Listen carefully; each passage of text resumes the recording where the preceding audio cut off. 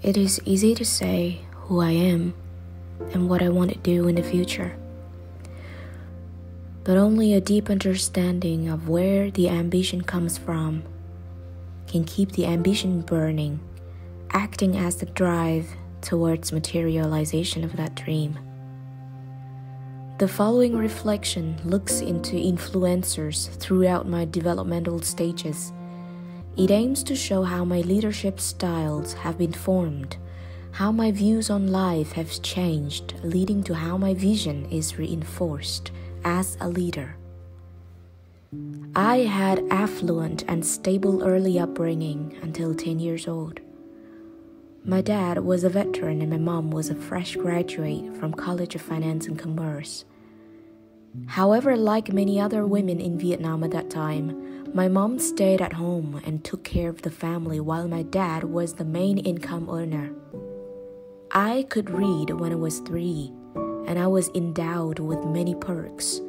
I was immersed in fairy tales, comic books. I was sent to art classes, singing classes, drama classes, poetry classes. These early exposure to art has contributed to my creativity and imagination. My dream at that time was to become a painter. My mom was proud of me.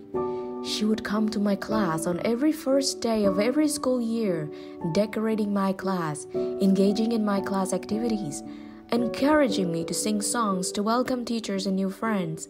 I was brimming with extreme confidence as a primary pupil. My life took a twist when I got into lower secondary school. My dad lost his job. My baby brother was born. My dad spent all of his savings on venturing into few businesses, but all failed, leaving my family in debt. We moved out of the inner city to live in the suburbs. My mom had no choice but to vend groceries on the open-air market. Life was hard, and my mom was always physically strained. However, she never forgot her responsibility to accompany me on my education path. But at that time, my mom took a different approach in educating me. She banned me from following the arts, believing they will result in no bright future. She pushes me to excel English and maths, believing they are the key to land me good jobs. I remember being scolded if I bring home grade 7. Occasionally, when I got 9, she would ask, "Why not 10?" I was constantly stressed. She was super commanding. One time, in a hope to ease my mom's financial burden, I came up with an idea to write funny stories for the comic column in a newspaper. That afternoon, I finished writing 5 comic stories, putting them in an envelope, about to send it to the newspaper office. I had no idea this would drive my mom crazy. Seeing my letter, she yelled at me, criticizing me for being too dreamy. I was so hurt, I tore the letter into pieces and tossed them into the trash bin. I cried the whole night. But you won't believe what happened next. The next morning, I found my torn letter fixed. Pieces were glued together and put on the table. Who did it? My dad. So while my mom was giving me orders, expecting me to follow it strictly, my dad was more democratic and affiliative. He respects my dreams, and he put my emotion first. I was stuck between those two leadership styles by my mom and my dad during all those years. At the same time, I was bullied at school for coming from the city. The friend would make jokes about me, laughed behind my back, and excluded me from their play group. When I told my mom about it, she was too busy and tired to care. I felt lonely at school. My grades suffered terribly, and it drove my mom even more distraught. I struggled under harsh criticism at home. Every evening in my family was my mom's yelling and shouting, urging me to study more, harder, more focused. I remember every night I would go to bed only to cry myself out.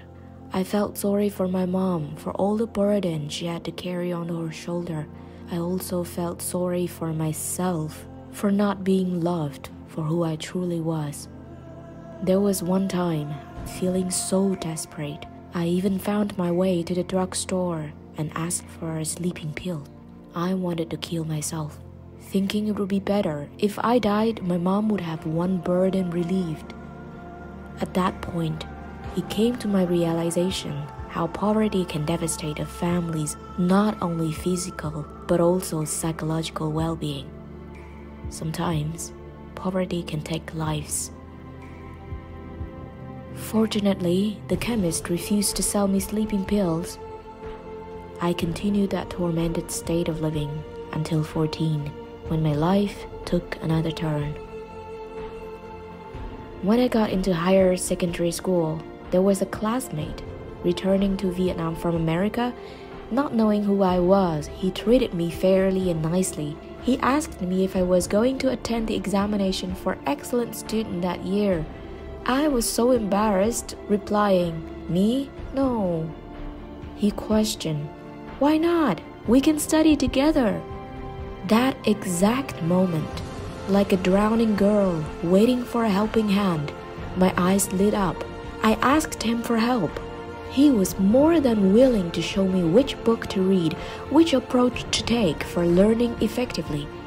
I vividly recall myself toiling until 2 a.m. every day, learning in the direction that he provided. He was visionary, and he coached me in the direction he visualized for me. After only a semester, my academic performance picked up remarkably. I got into the top 10. You won't believe how visibly relieved my mom was. I carried on that glowing performance during upper secondary school years. I felt fulfilled. I could finally live my mom's dream, to be the top, and later, to become a teacher. I got into the National University of Pedagogy honor program. At the same time, I received my IQ score, 135. Besides the belief in hard work and willpower, my self-esteem was boosted. I believed at that time I would be able to do anything in life. Throughout 4 years at university, I boldly proposed to my university's principal many projects to fix the university's ongoing problems. Talking about the university's principal, he was such a great leader. He listened to my proposals. For the reasonable ones, he gave me necessary assistance to carry out projects. For impractical plans, he only smiled and encouraged me to think more about them. I owe the principal for his democratic and coaching leadership. He embraced both my dim and shine moments. For all the gratitude I have for him, I decided to commit to the university after I graduated. That was where I devoted myself for 7 years. Now it has become clear that during my growing up, I was exposed to different leadership styles based on Goleman's model. As a young teacher, I found myself more inclined towards pace setting, democratic, and coaching, the combination of styles that have the strongest impact on me. Considering a class as a tiny organization, I embrace the belief that setting goals and providing effective approaches to work towards them is desirable for running any company. It works well on my students as most of them felt respected and ultimately they could reach the level required after the course. However, my life turned to another chapter just to challenge my perspective. I got married to an architect.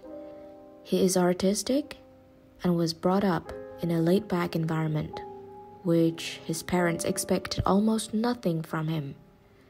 Everything between us went well until I got pregnant, and at the same time, he got a scholarship for an MA degree in Italy.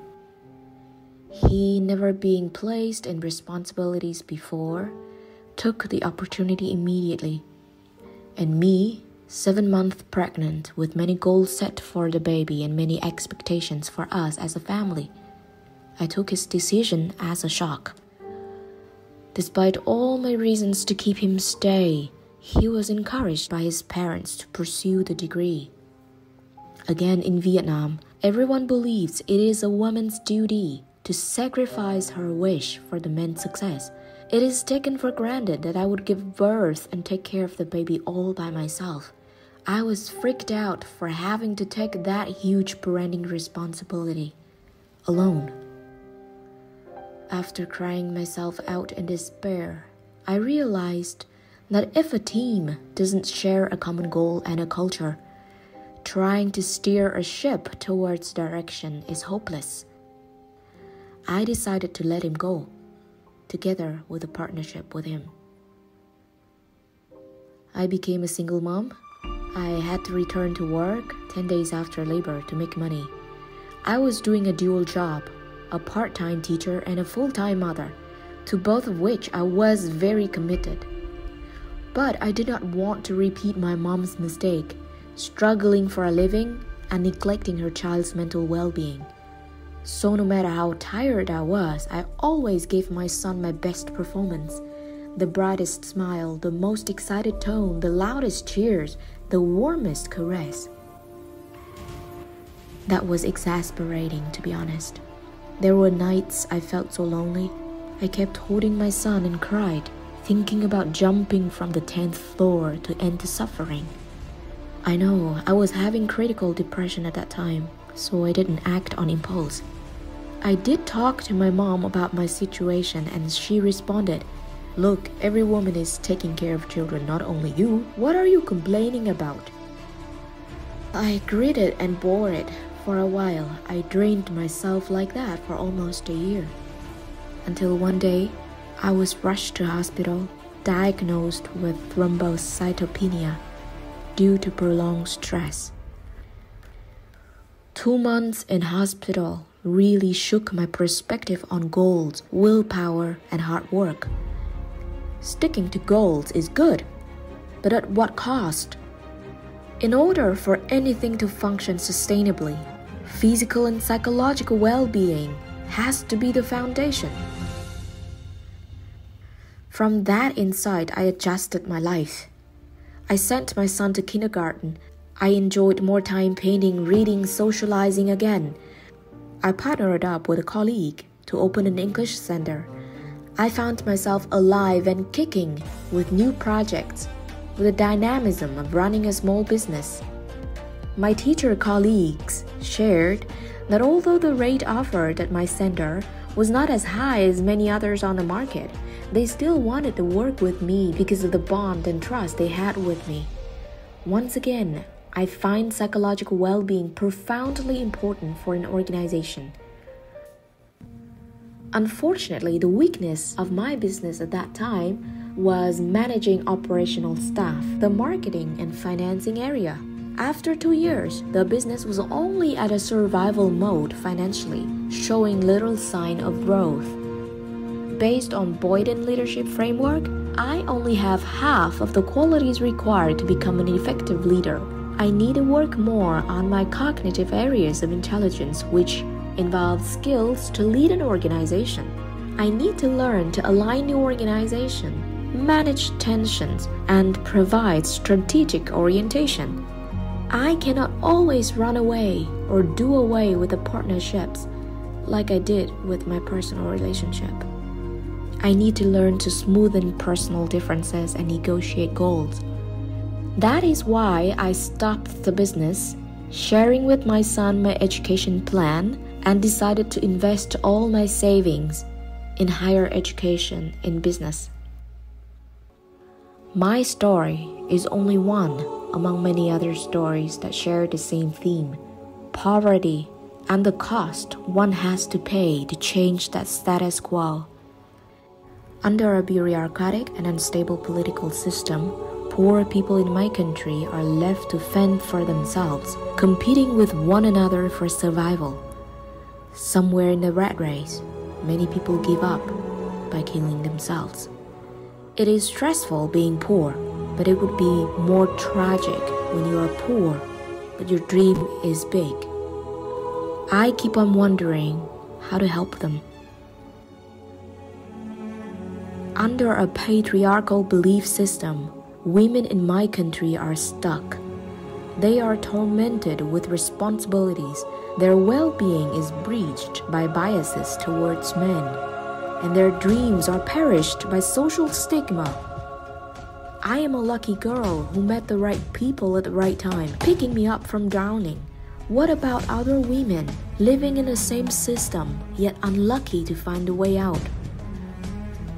For many people subjected to a hard life, and going to work reinforced their belief that life is hard. They will be hard on their own child with the hope the next generation can survive. In fact, hard training in preparation for harsh competition is by no means a long-term approach for sustainable growth.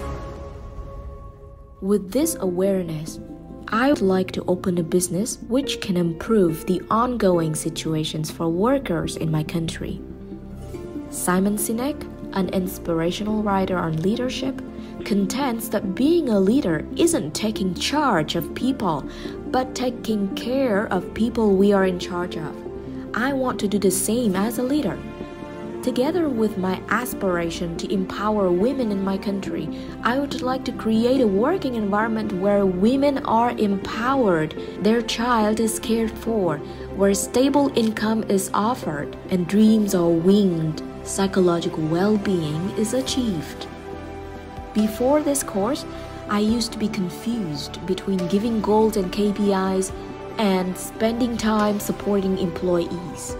After this course, now my stance is solidified.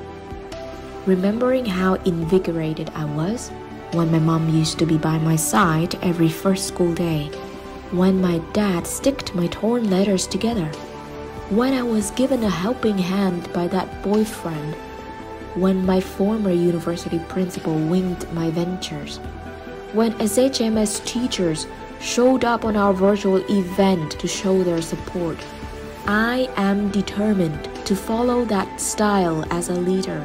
I believe with understanding and support, my employees will be empowered to pull through life hardship, turning every challenge into opportunities.